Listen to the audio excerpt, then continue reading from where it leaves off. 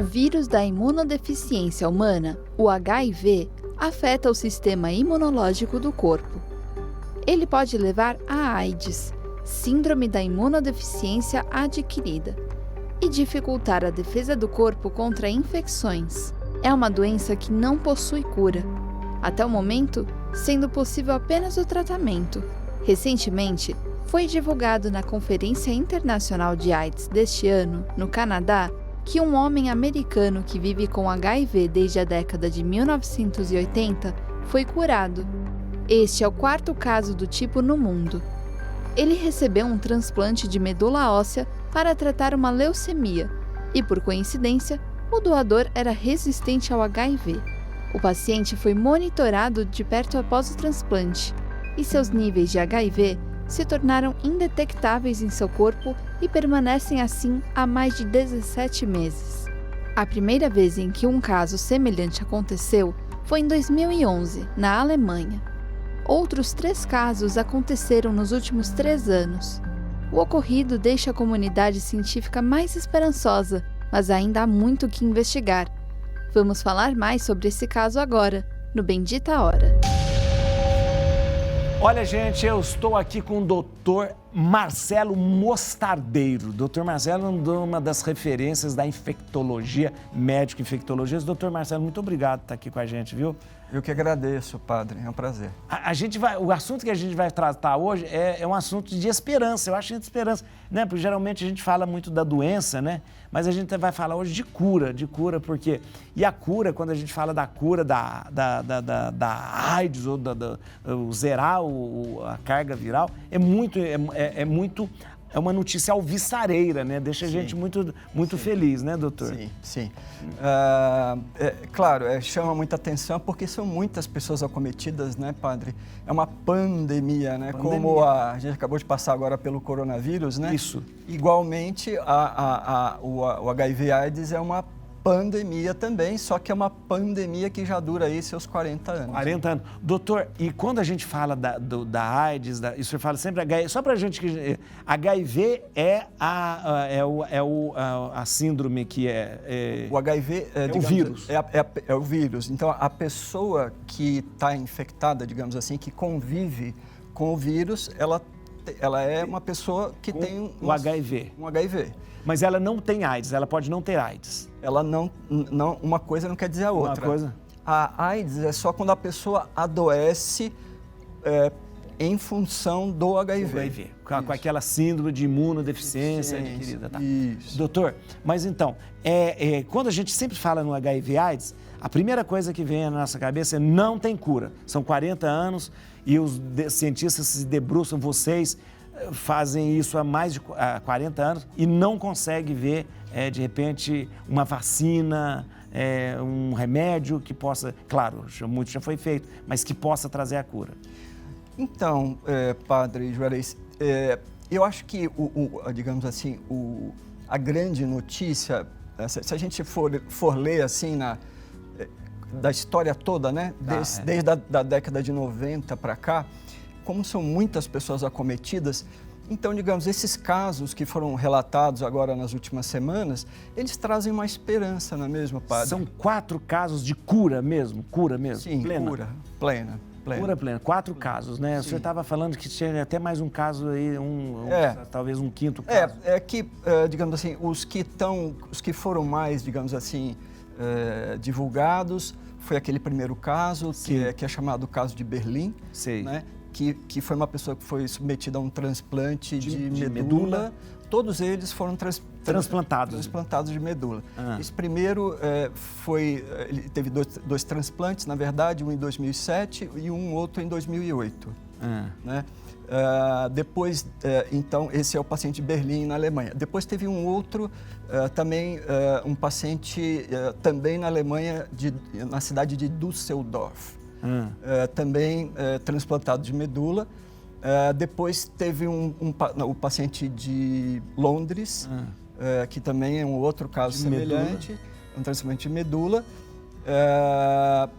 Tivemos agora, bem recentemente, um caso que foi apresentado na Conferência Mundial sobre HIV/AIDS, que foi em Toronto, no Canadá, que foi esse caso da Califórnia. Foi um paciente também transplantado, mas na Califórnia. Doutor, existe algo em comum aí que é o transplante de medula. Para vocês cientistas, isso é um caminho que possa ser seguido? No momento, não. Por quê? Porque essa terapia, né, digamos assim, ela foi realizada em função de uma doença hematológica. Que né? não tem nada a ver aqui com... Que não tem nada a ver com HIV. Por acaso, houve uma coincidência de que esses pacientes que foram transplantados, que receberam essa medula desse transplante, esse sangue ele tinha uma característica específica comum a todos esses transplantados, que gerou essa resposta, essa indetecção, né, digamos assim, da carga viral depois de algum tempo de transplante sem o uso do remédio. Mas o que é aí que esses sangues tinham? Os cientistas já conseguiram detectar? Sim. Posso falar um nome? Pode, complicadinho. É só para citar alguma coisa técnica, mas eu prometo que eu não vou ser muito chato. Todos esses pacientes, eles tinham um correceptor de membrana dos leucócitos, especificamente num leucócito específico chamado linfócito, que, digamos assim, é uma característica genética, que essas pessoas nasceram com isso, mas é algo muito raro de acontecer. Elas não tinham esse receptor, que a gente chama de CCR5. Não tinha o CCR5. Exatamente. Essas pessoas que doaram a medula. Exatamente. Essas pessoas que doaram a medula não tinham esse receptor CCR5, que isso, a pessoa nasce assim. A pessoa nasce assim. Mas isso não produz nada na vida da pessoa. Não, a pessoa tem uma vida normal, mas é uma característica da pessoa que não deixa o vírus entrar na célula. Então, por isso que elas acabaram ficando curadas, porque elas, como era um transplante de medula, todo o sangue delas... É renovado praticamente? Como se fosse renovado. Ele é morto, digamos assim. A pessoa, antes do transplante propriamente dito, ela recebe sessões de quimioterapia ou de radioterapia. Quer dizer, aquele sangue original dela desaparece, digamos assim, e ela recebe esse novo sangue através do transplante de medula. Através do transplante. É isso que acontece no transplante de medula. Aquele sangue antigo vai embora. Vai embora e ele recebe o novo sangue. E aí ela começa a produzir a partir desse novo sangue. Exatamente. A pessoa muda de fator RH, muda de tipo sanguíneo também? Pode mudar. Muda. Normalmente muda. Geralmente muda. Doutor, mas isso é interessante. Mas isso então é um caminho que vocês, infectologistas, cientistas, devem apostar? Mais ou menos, padre. Não muito, eu diria. Por quê? Porque esse é um tratamento, digamos assim, de exceção, né, padre? Por quê? Porque, por exemplo, essas pessoas que tinham essas leucemias, esses linfomas, que eram essas doenças que as pessoas transplantaram, o último recurso para o tratamento do problema hematológico é o transplante. Entendi. Por quê? Porque é uma terapia, digamos assim, que a pessoa se expõe muito a riscos, né? Sei. Então não seria conveniente que de repente a pessoa que tem AIDS, vamos fazer um transplante de medula com um doador que não tem não seria. Infelizmente não, porque é muito arriscado. O risco é maior do que de repente ter a AIDS. Então, uma situação é você, digamos assim, você transplanta aquela pessoa, porque se você não transplantar, ela vai morrer. Vai morrer. Então, não tem outra opção, vamos transplantar.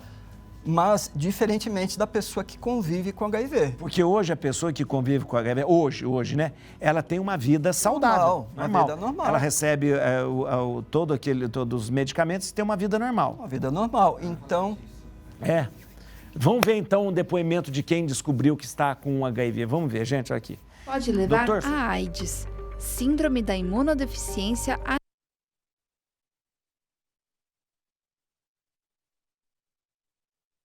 Foi. Eu estou dando café. Pode? Vamos ver o senhor quer com açúcar ou sem açúcar? Antes de descobrir, pouco antes, eu estava tendo muitas crises de candidíase. isso já não estava normal, porque o normal é a mulher ter de 1 a 2 vezes por ano. Mas a minha era frequente, assim, todos os meses. E muitas aftas também na garganta, isso me preocupou. Foi daí que eu decidi fazer os exames. Na verdade, eu fiz uma bateria de exames para descobrir o que estava acontecendo. E aí, uns 5 a 6 dias depois, eles me ligaram no laboratório, pedindo para que eu fosse até a sede dessa clínica, desse laboratório, para conversar diretamente com a médica.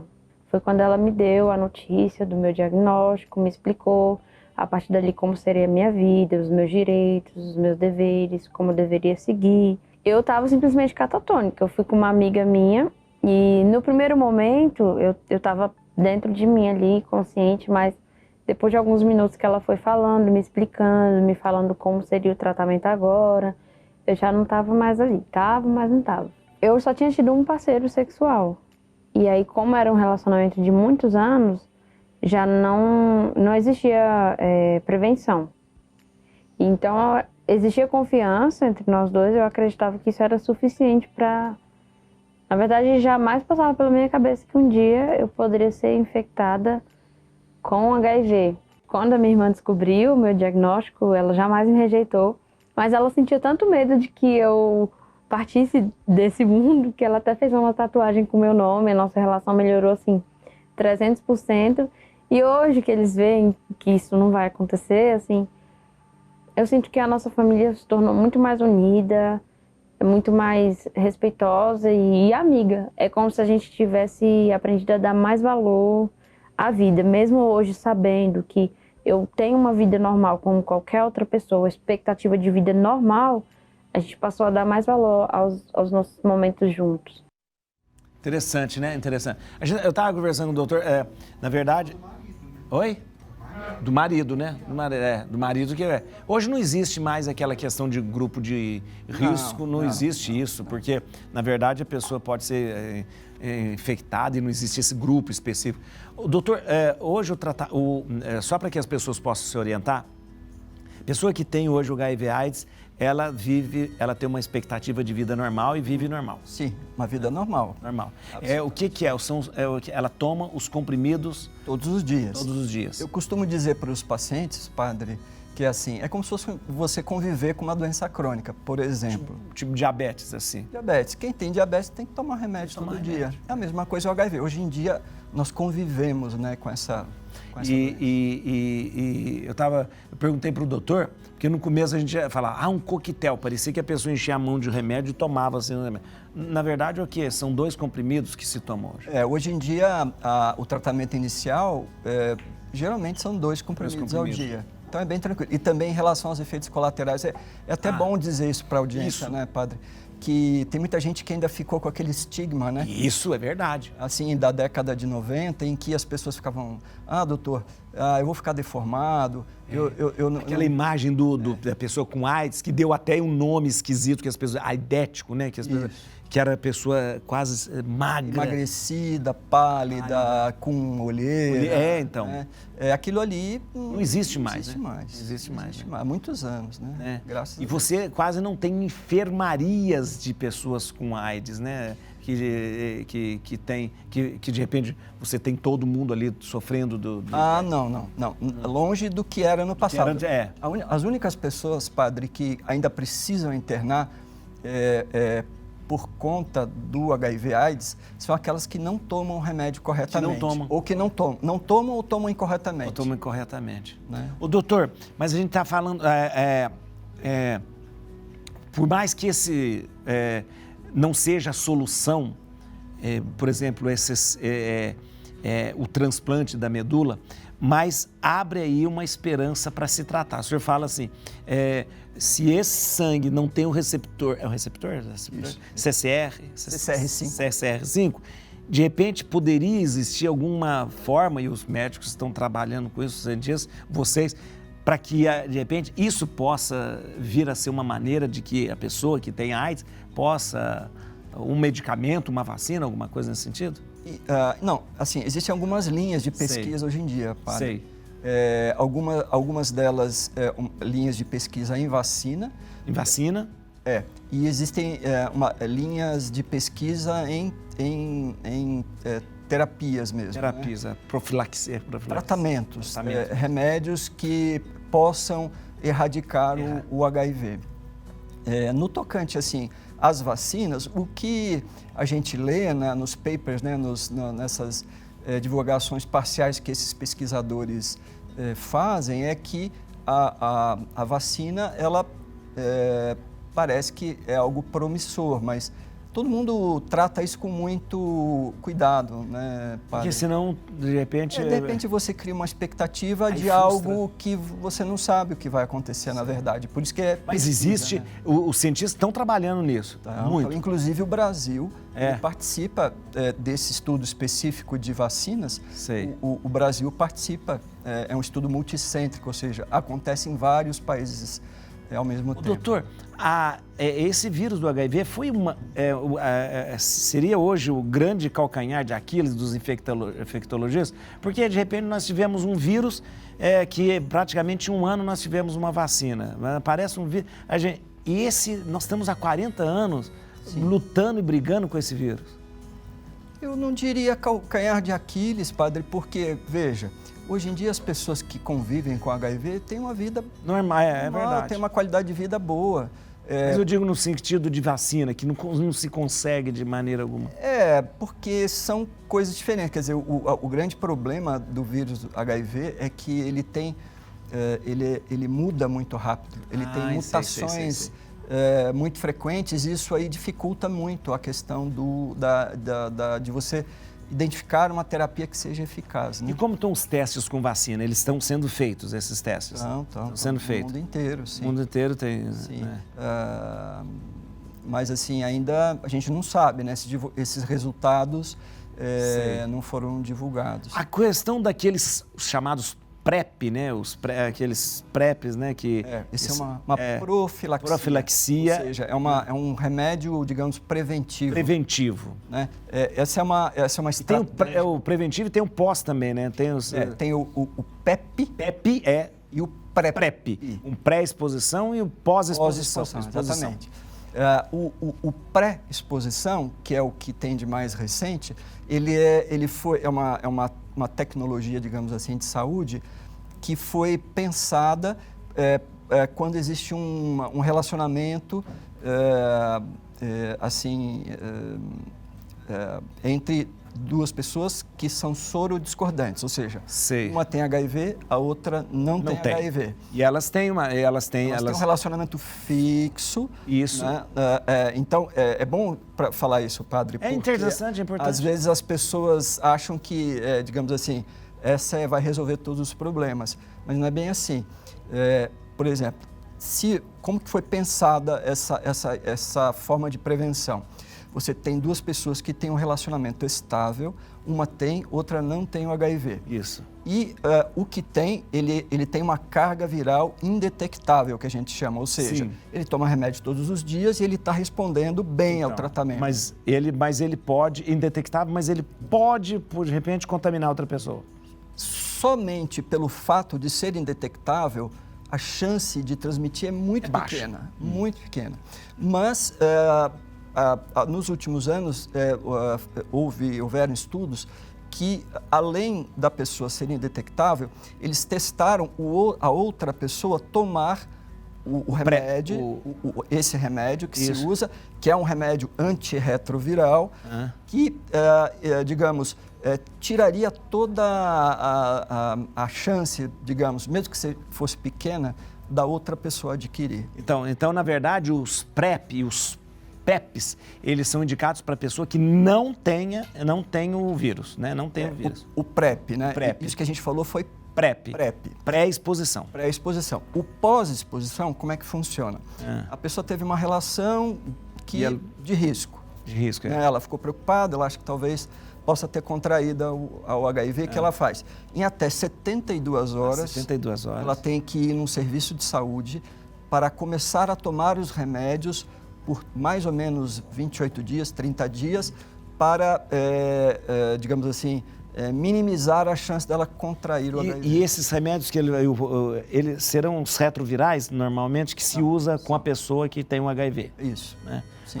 Não, isso é muito importante para a população saber, porque também os PrEPs, chamados PrEP, vai tirando esse estigma também da pessoa e o fato de, às vezes, pessoas que são casadas, que têm um relacionamento estável, e de repente pode fazer com que a pessoa volte a ter uma vida saudável, uma vida sexual saudável, sem ficar tão preocupada com tudo isso, né? Sim, agora é bom lembrar também, padre, eu já vou adiantando, porque como a gente atende muitas pessoas nessa condição, assim, essa profilaxia, a PrEP, ela funciona para o HIV. O HIV. Não funciona para as outras doenças sexualmente transmissíveis. Isso é importante, para HIV. Existem, né? Então, assim, é bom... Eu sempre gosto de reforçar com as pessoas quando procuram por essa prevenção, reforçar esse ponto, né? Que ela é específica para o HIV. Ainda há eu estou perguntando para mas a gente está vendo que ainda há esse preconceito em relação à pessoa que tem o HIV/AIDS, ainda existe muito grande? Olha, padre, eu diria assim que melhorou bastante, mas existe. Existe, sim. Porque o senhor convive com pessoas que trata, cuida de pessoas e sabe muito bem do sentimento e da dor dessas pessoas. Infelizmente ainda existe, mas já foi bem pior.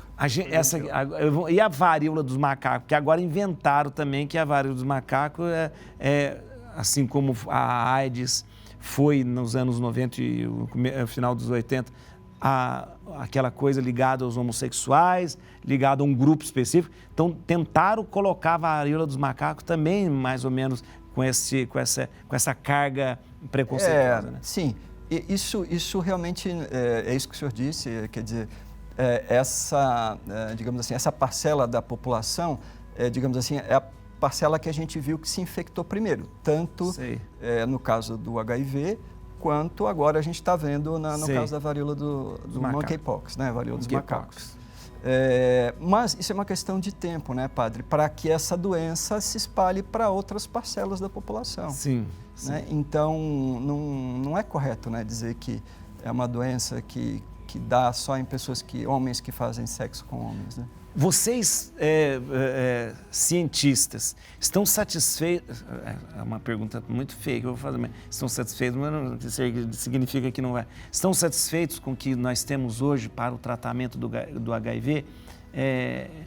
Chegamos a um ponto de que nós podemos ficar dizendo, conseguimos conter a doença, conter dessa forma? Não, assim, eu diria que não, viu, padre? Porque, digamos, claro, existem os estudos, algo, agora com esses últimos casos aí das últimas semanas, levantou-se uma esperança entre as pessoas, mas, assim, o relacionamento sexual, que é a principal forma de transmissão do HIV, ele depende de hábitos, né?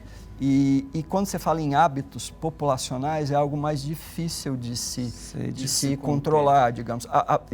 Mas diga-se de passagem que hoje em dia é bem melhor, né, padre? Então, por exemplo, hoje em dia existe uma rede pública, distribuição do remédio ampla, não só no Brasil, como no mundo, né? E a questão a vacina continua sendo ainda perseguida ainda pela ciência. Existe uma linha de pesquisa em vacinas. Em vacinas. Então, mesmo essa questão da PrEP, também é uma maneira de tentar diminuir essa transmissão, né? E mesmo os métodos de barreira, né, que a gente chama, né, o preservativo masculino, feminino, são maneiras da gente tentar conter isso, né? Mas sempre não vai ser, obviamente, um método ideal, digamos assim, né? Porque, obviamente, vai continuar havendo...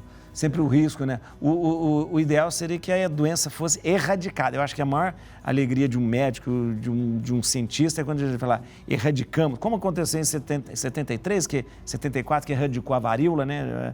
78, né? 78, erradicou agora. Conseguimos fazer isso, né?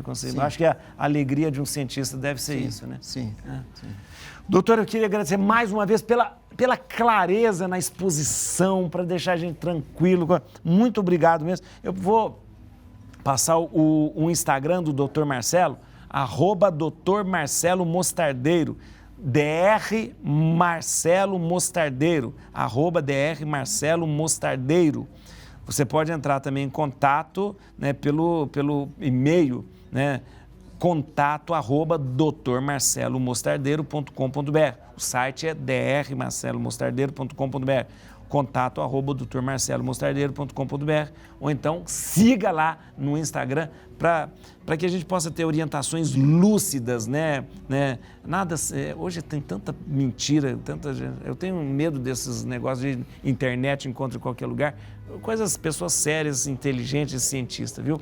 Doutor, muito obrigado mesmo, obrigado imensamente. A gente vai encerrar com um clipe que fala do nosso assunto anterior lá, dos cachorrinhos lá, a doação e cuidar dos animais.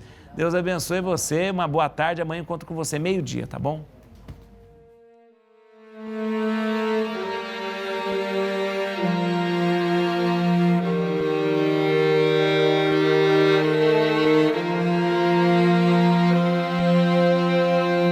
Eu já não tenho mais onde morar, eu já não tenho mais ninguém pra amar.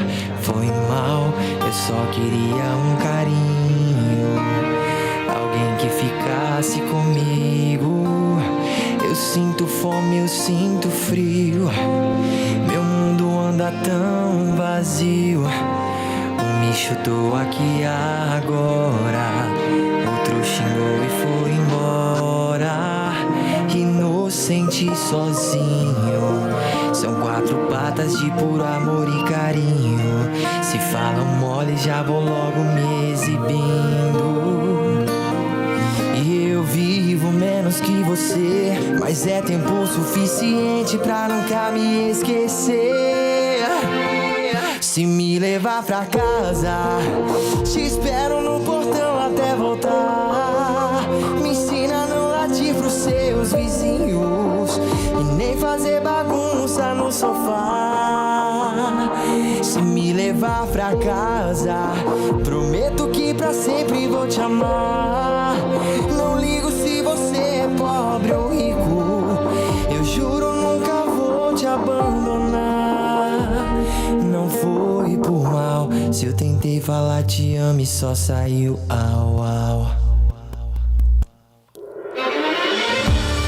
Sabe, aqui na rua tem alguém igual a você vivendo como eu, que quando sinto fome e frio me alimenta e divide o cobertor. Me ajuda, me escuta.